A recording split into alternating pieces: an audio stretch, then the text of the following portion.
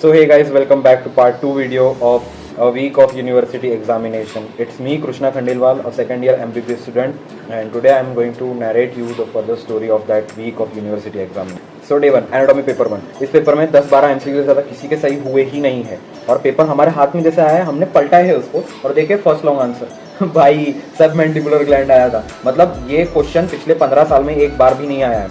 यही पेपर का नहीं है और ये चीज़ हर पेपर में यही हुआ है. सभी ऊट पटांग क्वेश्चन हम 24 बैच को ही दिए गए हैं. अब सब कहते हैं पीवाईक्यू करके चले जाओ, लाइफ सेवर है भाई. ये सब पेपर देख के ना कोई भी हिल जाएगा.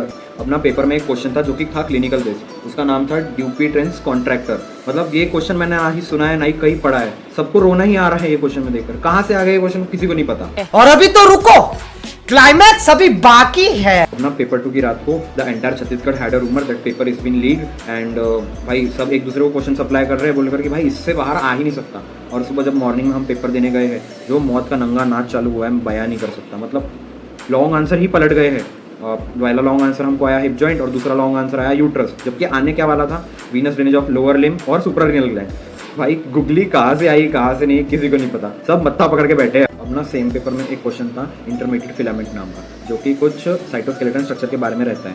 अब मेरे जैसा महान इंसान मैं उसे इंटरमीडिएट फाइबर्स पढ़ के आया हूँ.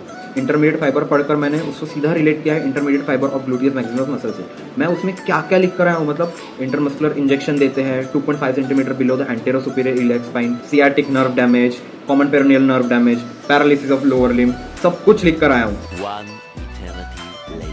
अब बस मुझे डर इस बात का लग रहा है कि यूनिवर्सिटी के आंसर पढ़कर मुझे बुलाना लगे. सेम वैसे ही वो भाखड़ा नागल डैम वाली रील है ना, वैसे ही मेरे एक सीनियर ने मुझे बोला था कि कुछ भी लिख कर आना बस छोड़ कर मत आना.